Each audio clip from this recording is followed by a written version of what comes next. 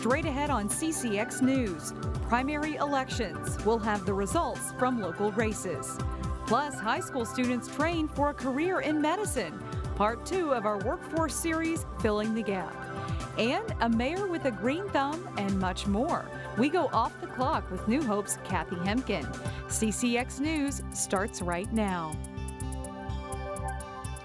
Hello, everyone. High voter turnout in Tuesday's primaries solidified the choices on the November ballot. Voters in Brooklyn Park trimmed the candidates for mayor from 4 down to 2.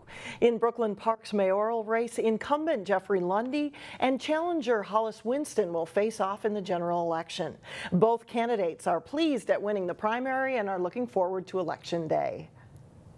Hollis Winston has lived in Brooklyn Park for 7 years. His goals for the city include reducing residential tax increases, bringing jobs to the city, and ending tax breaks for large businesses. Property taxes have risen 30% over the last 7 years, so one thing that really differentiates us is that, for me, that's something that as soon as I get in, I have to find ways to push that down.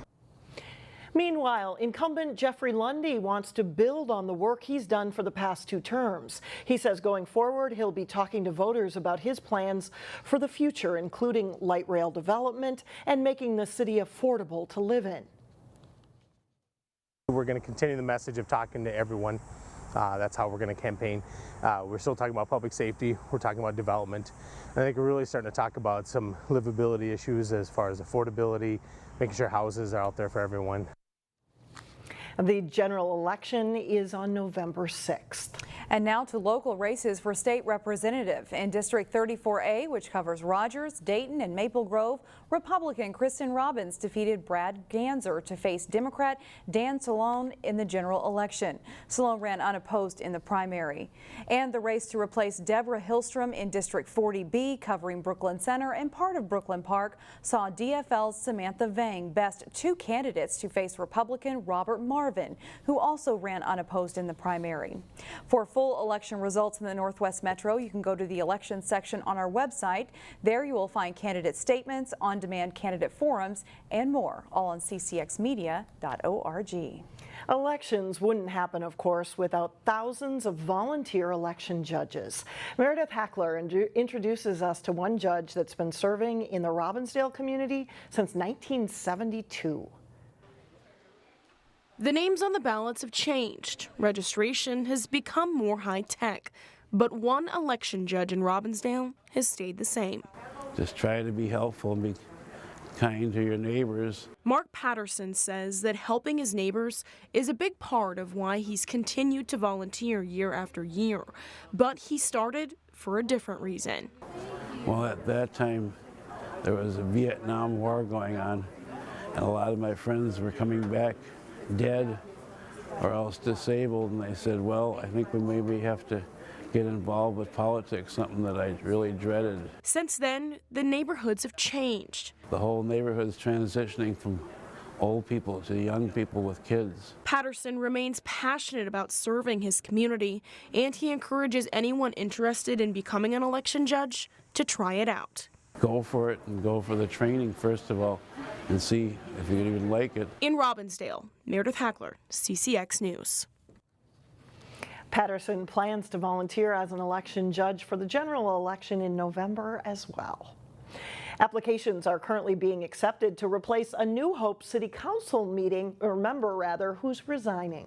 Monday's meeting was the last for the 3-term veteran of the council. He is resigning because he's moving out of the city to be closer to his job. First elected in 2008, Eric Lammle won re-election twice. Looking back on his years with the city, Lammle says one thing he's proud of is the council's ability to put political differences aside. Yet we watch politics at the state level, at the federal level, and they just don't work. These are a bunch of folks that throw aside whatever party leanings they have and just do what's right for the city. Lammle's last official day is Wednesday. The City Council will appoint a replacement to serve the rest of his term, which ends in 2020. And if you'd like to be considered for the job, the application deadline is on Friday. New Hope Mayor Kathi Hemken is not up for re-election this year, but that doesn't mean she's taking a break. She is the president of the League of Women Voters, Crystal New Hope and East Plymouth chapter. She's also on the board of the Northwest YMCA. Reporter Sonia Goins shows us what Kathi Hemken likes to do when she's off the clock. So I'll come out here, it's real quiet, and just read for a half hour, read whenever I have some time to do that. When Mayor Kathi Hemken is not tending to city business, this is where she likes to come to get away from it all. A half hour out in this beautiful setting is about all you need. She's been gardening for decades, and her green thumb really shows through. This backyard was a bed of rocks until she turned it into something spectacular. Most of the stuff that's here is perennials, so I don't have to do a lot in the spring. Phlox, lilies, and hostas and other plants create a colorful border. I let the milkweed grow because I get monarchs back here. I make these pretty little towels. The busy mayor has a few more hobbies that are not so tame. Yeah, that's my bike, yeah. She rode motorcycles for 20 years. I took it to Nova Scotia. I also took it to San Diego. This is Austria. And this one down here is Lake Tahoe. She's also a downhill skier. These are my sailing buddies. I've been sailing with these women for 28 years. Hemken is also a certified skipper. Isn't that a great photo? But when Mayor Hemken really wants to kick things up, she hops in her white Dodge Challenger. And it doesn't go over 30 in New Hope. That's for the police department. Often turning heads as she cruises city streets. I do try to keep it under control because it can move really quickly if it needs to. Hemken doesn't plan on slowing down anytime soon. I hope never. One of these days I won't be mayor anymore, and then I will probably volunteer for the city in some way. Vowing to serve the city of New Hope until she can't do it anymore. That's part of what makes life interesting for me, is the fact that I can give back to the community. For Off the Clock, Sonia Goins, CCX News. Hemken has lived in New Hope for 42 years. She's a widow with 6 children, 11 grandchildren, and 6 great-grandchildren. I bet she takes them out for a ride too. But I bet they like Grandma's car. Yeah, under 30 in New Hope. I love that. New definition of granny car there. Right. Still ahead on CCX News, early training for teenagers entering the medical field. That's in our special series of reports on the worker shortage. Plus, we begin our series of training camp reports on local high school football teams with a visit to Maple Grove. But first, a hot and humid Thursday, but lots of sunshine. Talk about a turnaround. The Great Recession 10 years ago cost Minnesota 160,000 jobs and left 235,000 people unemployed. Today, the story is a worker shortage. Here's Alexandra Renslow with the second part in a series of reports on that issue. After 9 years of economic growth, Minnesota faces a tight labor market with more open jobs than people to fill them. It's a challenge for employers, but an opportunity for the young. Our young people, whether they're coming out of high school or whether they're coming out of some post-secondary education, they're much more likely to be able to find that first good stepping stone into a career, much more so than 10 years ago, when a lot of our young people were just not able to get a good start on a career. And here's an example from the Robbinsdale School District of how our young adults are being trained for jobs that are open right now. Nursing assistant. So you decide, you be the patient, no, you be the patient and she be the nursing assistant. How about that? In a high school classroom at Robbinsdale Cooper, if you feel any pain, please let me know. A 6-week summer pilot program is in session. And then walk. The focus here, There you go, very good. is on care. Okay, we are done, Miss Adeline. You do want the people that you love and that you're closest to you want to make sure that they're getting the best care possible. 1, The students in this program 3. are teenagers. Perfect. Ask them how he feel first before we take off. They're training for a job Pivot to the chair. in desperate need of workers. Okay. Nursing assistants are in such high demand right now. As the population ages, the need for nursing assistants is expected to grow 11% over the next 8 years. But it's also a lower paying job, with a median salary of $27,500, which adds up to around $13 an hour. You have to start from the ground and go up. There's no starting at the top. This is the bottom.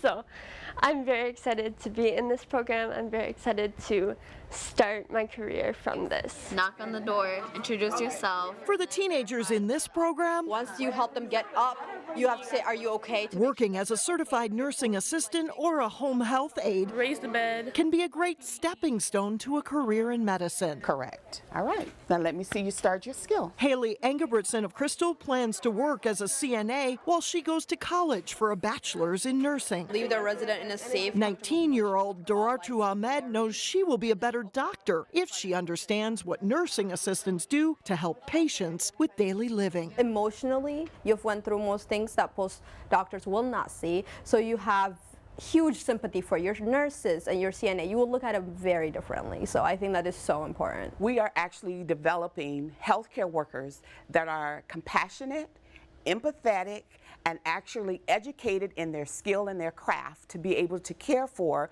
those that are aging. After a combination of classroom study, hands-on skills practice, and 2 days of clinicals, an exam is all that stands between these teenagers and nursing assistant jobs. And there's a care facility in Minneapolis already in line to hire them. They will actually have an opportunity to interact with Augustana at the end of the last week of this course, where they will do the interview process and the questioning and the resume perking up and just preparing themselves for the job. Yes, work ready. Very good, very good, very good. Thank you, thank you.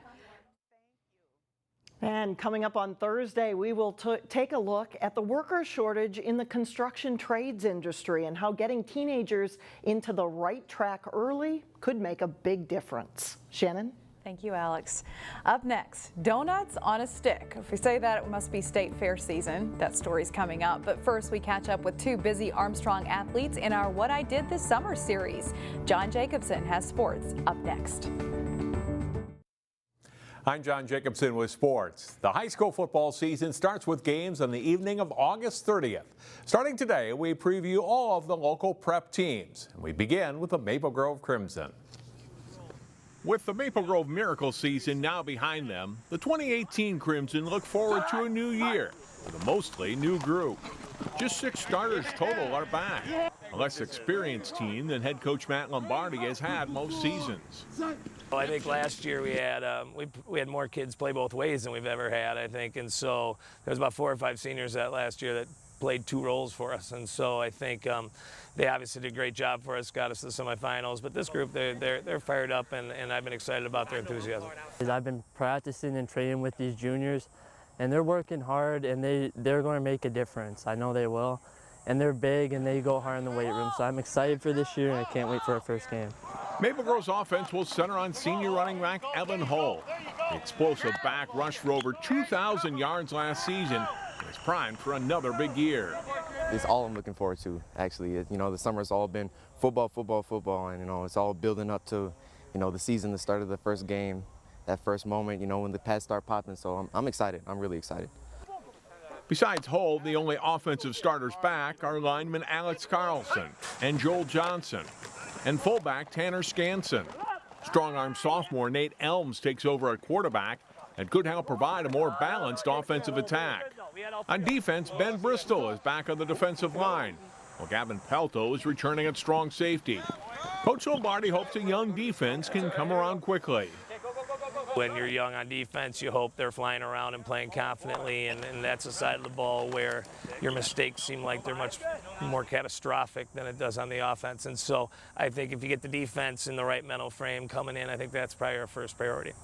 Maple Grove's schedule is loaded again, with defending 6A champion Eden Prairie and runner-up Minnetonka among the tough opponents ahead for a hopeful Crimson team. Here's the skinny on the Crimson. Matt Lombardi starts his 8th season as the team's head coach with a record of 58-20. The Crimson opened the season 2 weeks from Thursday at Osseo, a game you will see live here on CCX1. Tomorrow, look at the Tutino Grace Eagles. Well, it's mid-August and fall athletes are back at work. On our final What I Did This Summer for the season, Jay Wilcox catches up with 2 Armstrong multi-sport athletes. What I did this summer turns into what we did this summer for this episode. Armstrong senior-to-be Carter Lucas and Matt Campion, who will be a junior, are plenty busy with lacrosse and hockey. They played for Armstrong's team in the Summer Lacrosse League hosted by Osseo Park Center. Well, a lot of these boys, we haven't played together yet, and it's good to introduce them to like the high school systems and how it works, like with competition. Not just like practicing around and stuff, like it gets you, the younger guys, a taste of what high school lacrosse is going to be like. For Lucas, the league is the more casual part of his lacrosse world in the summer. He's also in the Minnesota Loons Select program. So I'm with a bunch of guys on the U17 team and from like all over the state, guys from like Becker Big Lake and guys from Blaine, guys from Centennial and stuff. So definitely getting to know some guys like just around our conference and being able to kind of pick up on their kind of style of play and emulating that. The Loons schedule included trips to the Chicago area and Colorado, along with some Twin Cities area events. Lucas has a passion for the sport. I played the summer after 5th grade, so I've definitely been playing for a good while, and I hope it's something I can do kind of next level collegiately. And both guys cool off with plenty of ice time at New Hope Arena with the Armstrong Cooper Summer Hockey Training Program. I play hockey a lot during the summer, and I play some soccer, but we play hockey like 4 or 5 times a week, 4 times a week, so it's a lot of hockey too. While it can get hectic, training for 2 sports does have its benefits. For What I Did This Summer, Jay Wilcox, CCX Sports. And that's all for sports. We're back with more in a moment. And finally, a little something sweet. And it's on a stick. We're talking about it at the State Fair. Can you believe it? The Minnesota State Fair is only a week away, and if you just can't wait, stop by Valley Pastries in Golden Valley, where you can celebrate a little bit early. This month, the donut of the month is donuts on a stick. The donut shop is known for their giant donut holes, and they put a variety of them on a stick, all to get people excited about the State Fair. Owner Mike Getty says he would like to sell donuts out there one year. We apply every year. I think that's everyone's dream to get into the State Fair, isn't it? Maybe someday he'll get there. We're rooting for you. And you can get a variety of donuts on a stick for just $3. And servers say they dish up more on the weekends because they have several kids that come by the shop. And that's the perfect thing for a kid, right? Absolutely. Donuts on a and stick. those are donut holes. They are. They really are. They're like the size of a donut. Right. So it's always a favorite stop. That's all the news we have for now. Thanks for joining us, everyone. We will see you back here again on Thursday starting at 4 o'clock.